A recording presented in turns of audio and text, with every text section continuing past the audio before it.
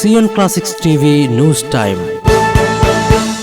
നമസ്കാരം, Zion classics ടിവിയിലേക്ക് സ്വാഗതം.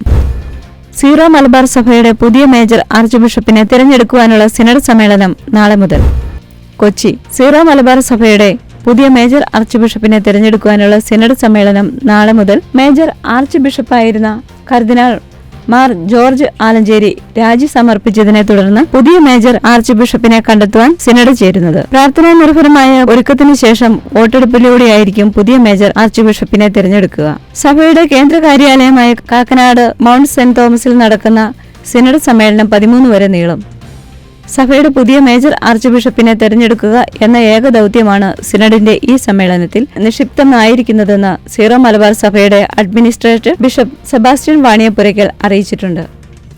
മറ്റു വിഷയങ്ങളെല്ലാം പുതിയ മേജർ ആർച്ച് ബിഷപ്പിന്റെ സ്ഥാനാരോഹണത്തിന് ശേഷം നിയമാനുസൃതം വിളിച്ചു ചേർക്കുന്ന സിനഡ് സമ്മേളനങ്ങൾക്കായിരിക്കും ചർച്ച ചെയ്യുക. സഭയെ നയിക്കാൻ ഏറ്റവും അനുയോജ്യമായ വ്യക്തിയെ മേജർ ആർച്ച് ബിഷപ്പായി ലഭിക്കുന്നതിനു വേണ്ടി സിനഡ് സമ്മേളിക്കുന്ന ഈ ദിവസങ്ങളിലും പ്രത്യേകം പ്രാർത്ഥന തുടരണമെന്ന് ബിഷപ്പ് സെബാസ്റ്റ്യൻ വാണിയപ്പുരയ്ക്കൽ അഭ്യർത്ഥിച്ചു.